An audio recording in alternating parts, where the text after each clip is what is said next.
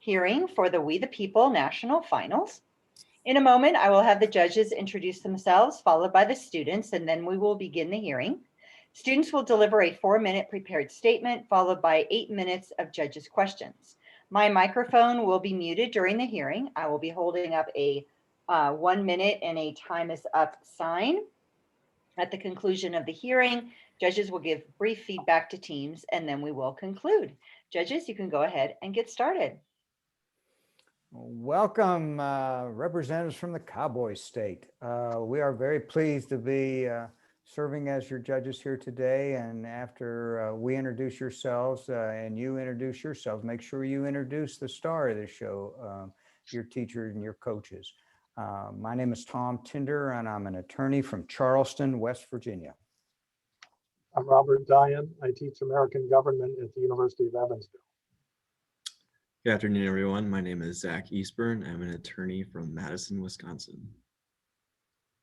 It's nice to meet you all. I'm Seth White, and I'm a senior here at Green River High School. I'm Abby Atkinson, and I'm also a senior here at Green River High School. I'm James King, and I also attend Green River High School.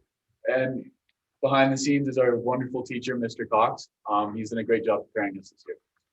Good. Well, let's get to it. This is Unit 4. We're going to do question 2 today. Let me read that question to you. Members of Congress are not only legislators, but they, quote, are also inquisitorial and should meet frequently to inspect the conduct of the public officers, close quote. How effectively do you believe Congress has used its investigatory power? Explain the differences if any, between Congress's power to investigate and the power of oversight, and which power, in your opinion, is more significant? And finally, how effectively do you believe Congress has used its oversight powers? You may begin. Public opinion. The most paramount concern for our current members of Congress representing the people. The CARES Act, For the People Act, and impeachment trials enable these representatives to gain elevated merit within our nation. Constituents are involved, the media is involved, and elected officials are in the spotlight. We, the people, see our representatives hard at work and pushing for what they believe in. But are they really? Outside of these ploys to stay relevant in the system, Congress has done little to enforce its legislation. Thanks to bipartisanship that plagues our system, it struggles to even maintain a sense of integrity inside the walls of the Congressional Hall.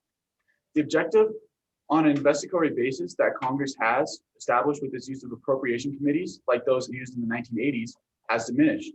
The longstanding use of this power has predominantly been used to target the public officers in the executive office, such as the Russian allegation with President Trump and current corruption allegations against President Biden. While these two are icons for the American public, they are a fragment of the current elected officials. Instead of making backdoor deals with one another or turning a blind eye to corrupt actions of a fellow senator for fear of retaliation, the legislative branch should be focused on reinstating the trust within the American people. The lack of institutional identity and patriotism for their individual branch, as the aforementioned statements asserted, this loyalty swayed to their party affiliation instead. The legislative branch is hesitant to condemn its fellow congressmen and women for wrongdoing if they fall under the same party.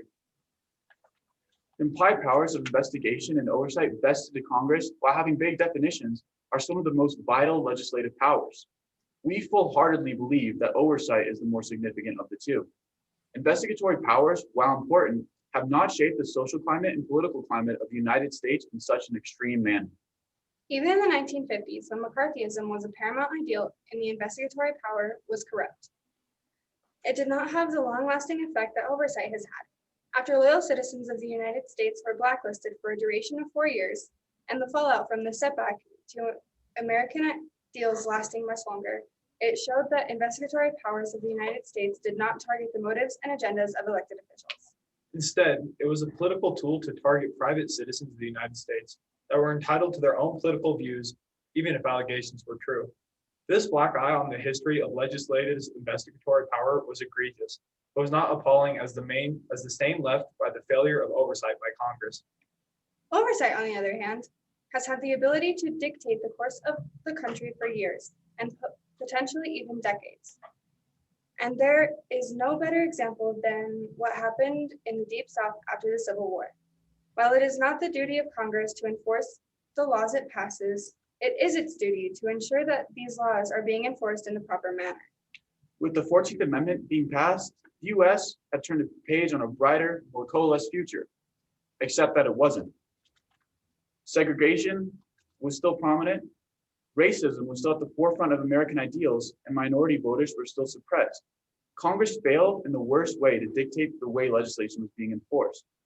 This social and political injustice reigned supreme and was ingrained in America's social mentality for almost a century because Congress failed to properly use their oversight power.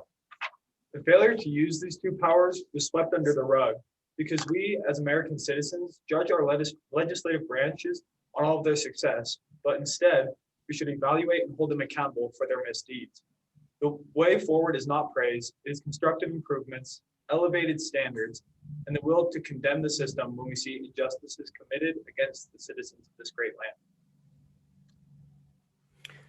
Okay, thank you.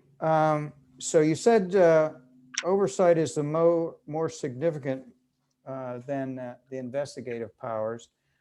Give us some more examples of how oversight has been used to demonstrate the power of Congress. Oversight, like we said, one of the most the biggest examples was and what we said in our last question is we should address it based on the failures, or because that is where it comes more prominent. So when we said the Civil War, that is the biggest example of when oversight was failed to be used. And Sorry about that. For the most part, people tend to focus more on the failures of any one person. So I feel like it shouldn't be any different than with oversight. Thank you. The broad assertion was that Congress is not using oversight appropriately.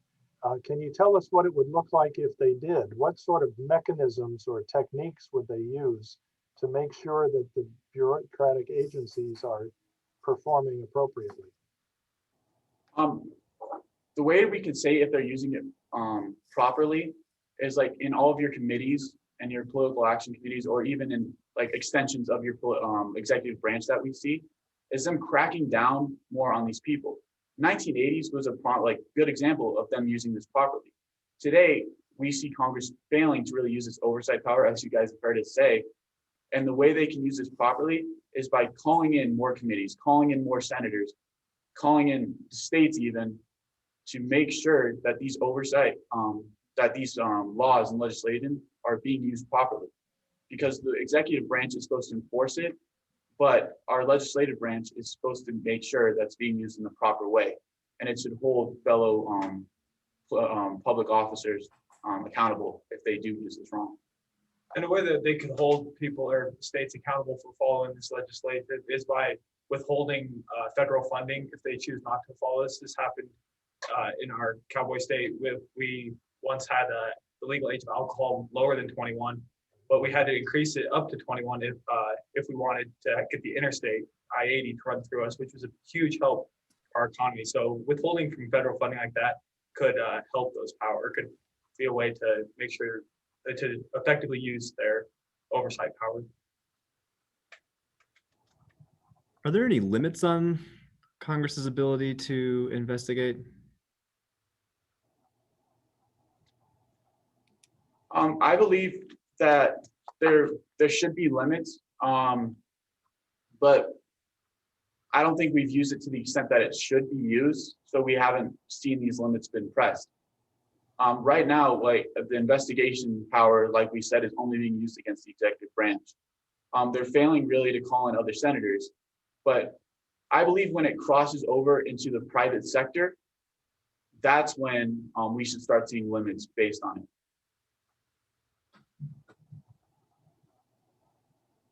Let me ask this question. Are there any powers that Congress has that it has given up or even had taken away by the other two branches of government, the executive branch and the judicial branch? I wouldn't say their powers have been taken away. I believe they've been more suppressed. We can see this in bipartisan, because of bipartisanship, I believe this is the biggest factor. So the executive branch with their with their executive orders, I believe is kind of bypassing the way the law should be written. The legislative branch has a process that is meant to be clunky. It's meant to be slow. So laws can take time to process with the American people and get through.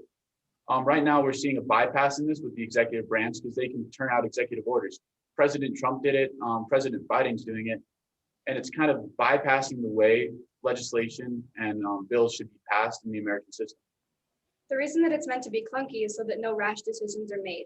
That's why the system has made it a painfully slow process in creating laws and things like that. But with what we see with the executive orders, it goes through much faster, and it's kind of taking that process away. And like James said, it's been more suppressed. The executive branch has more power now, and it continues to get more power each and every election.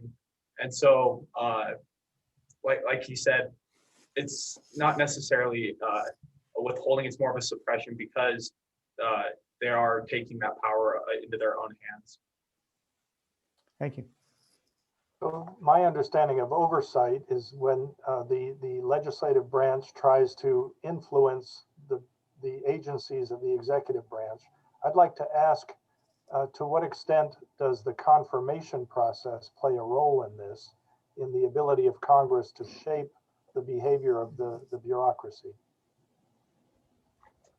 The confirmation process kind of brings everyone together so they can determine if this law is just, if this, or if the president is enacting it in the proper way.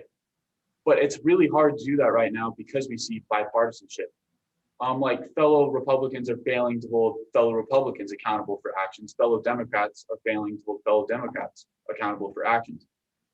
And this confirmation process, like you said, is kind of failing in its own way because right now we have such a divide in American politics and the American political system that they're failing to properly come together and be able to confirm something, even if it is for the good of the American people. The divide in the American political system has taken, I guess, instead of holding people accountable for what they have done, people have more decided to assign blame as to either why they did it or or they blamed somebody else for what they did or things like that. I kind of misspoken when I said this. I believe this is more of a hyper-partisanship than a bipartisanship. Thank you. So but I want to come back to something that one of you mentioned before with respect to the question that my colleague Tom asked regarding whether powers have been ceded away or taken away by the other branches. You guys have a suppression theory, and you talked about how the executive branch continues to get more powerful and that there is this idea of executive orders. I want to focus on executive orders for a second. That to me seems to be, and well, let me ask you, is that a violation of separation of powers? Or are they taking away the Congress's power to legislate? And if so, what can Congress do to take that back? Right now, like you said, the executive order, we do kind of believe it's a violation of separation of powers. And the problem with legislation trying to, like, we can try and pass an amendment, but you guys all know how that process goes. And even with executive orders, in order for the Congress to overturn it, it once again has to go through this whole process where it's slow and it's just painstaking. So right now we don't have a good solution for it, but the only way I can see this being passed is the other two branches working together to try and overturn this power. Thank you very much. Good job. Thank you. We now have some comments for you. You can relax and everything. I have to start off by telling you that I think I came on first into this room, and the three of you were sitting up there, and you had your papers, and you were smiling, and you were stacking your papers, and I thought, this looks like the news at 6. Here are the three anchors, and they're getting ready to give us the news. And then you followed right up your 4-minute presentation. I want to commend you. It was like a story. It was like a news story. It wasn't spitting out particular things and answering the questions in that question number 2, you wove together facts and information and opinions and into a nice story that made sense and that answered the question. And it was a very, very good initial introduction. I appreciate that and mention that to you. And then when we started asking you our own questions, you came up with some interesting comments. I normally ask a question about the power of the person, and you just had, I thought, a great example with the Interstate 80. And I remember that back when the federal government was saying, you know, you want seatbelts or whatever, or speed limits or whatever, you better do what we tell you or we're going to take away your interstate highway money. And in rural states like Wyoming and West Virginia, that was a big, big power of the purse. I liked your comments about the course of the country, and you went all the way back to the Civil War. And then the comments that we made about executive orders, I thought was good. I was sorry that we didn't have a chance to get a little bit more insight from you on the partisan and hyper partisanship, as you said. And let me just commend you specifically, if I might, James, on that. We all misspeak, and it was wonderful for you to come back, because when you said bipartisanship, I thought, whoa, what was he? But then you came back and you explained that what you meant to say was the hyperpartisanship, and that was very well done, and you caught that and came back and gave us the appropriate term. Good job, well done. You have a tremendous amount of knowledge and leadership that you demonstrated here today. Please continue to utilize that in years to come as leaders in Wyoming and leaders of our country, and whether you get into some sort of government activity or whether you become news anchors, whatever. Congratulations to you. Good luck. Thank you. It means a lot. I thought the presentation covered a lot of ground, and there were several moments where I thought you really, really hit the nail on the head, including right at the beginning, in ways that other teams we've seen today have not done. Essentially, the question about oversight, legislative oversight, is about the Congress and the behavior of Congress. And you started out by explaining that members of Congress are interested in public approval, in what pleases their constituents. That's fundamental political science right there. They're going to do what they need to do to get reelected. And then the second thing you nailed and hit out of the park is that voters are not currently holding their leaders accountable. If Congress is not performing up to the task that we'd like, we ought to vote them out, and we don't. And then the third thing you did to sort of round it out is you said fellow Republicans don't hold fellow Republicans accountable, and fellow Democrats don't. And that, in a nutshell, those three propositions spell out the reason why oversight is not working in the ways that you spelled out when you said there ought to be some sort of institutional loyalty as opposed to partisan loyalty. So I like that. My hearing is not so good. And so when you talked about the lawmaking process, I heard funky and not clunky. And I think either one of those actually works. So I wrote down funky and then I wrote down clunky. I thought the example of Wyoming, that's in our American government textbook. When we talk about federalism, the drinking age in Wyoming is the one that we always use to illustrate that. I thought you expressed your views very strongly, came out of the gate telling us exactly what you thought and where you were going to go.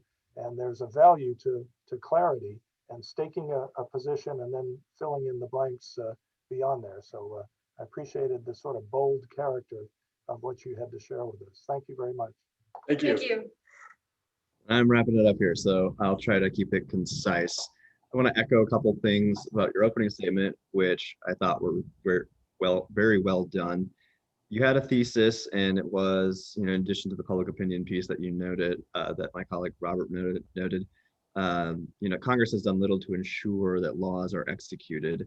That was a running theme throughout your entire presentation, and I thought that you had a good historical example with regard to, you know, when the 14th Amendment happened in the Civil War, and then what did Congress do in the Reconstruction period, and you know, what failures and what did that lead to, and kind of, you know, if you follow that along, you can sort of see how we have gotten to where we are today.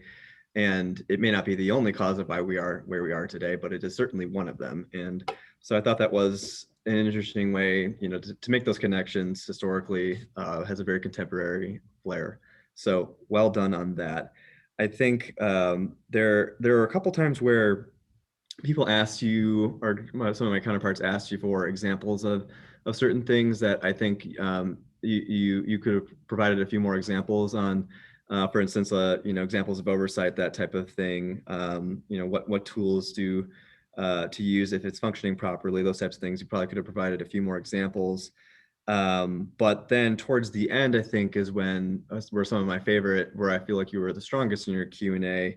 So for instance, with the question about whether powers have been taken away, there was you got there finally with this suppression theory to say, you know, the executive branch continues to get stronger, and it's totally a valid position to take on this. And then you mentioned executive orders. And then when we got to my follow-up question to that, which is how are ways that can get reined in, you know, you had a good answer, sort of a three-pronged answer on that, which, you know, you talked about amendments, and then you sort of, not only did you inform us on what some of these avenues are, but you kind of gave an evaluative approach to it. So you said, here are the things, but these don't really work. So, you know, amendments, that's a thing, sure. Not really practically possible. You have statutes, the lawmaking process, which, as you guys have said, if it's clunky or funky or just junky or something like that, any of them work.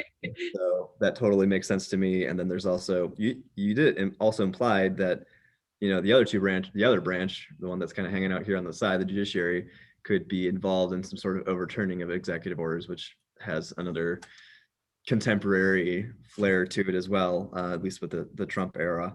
So I think, you know, the question and answer, so I know you guys would love to be here for another half hour talking with us, but a bad joke.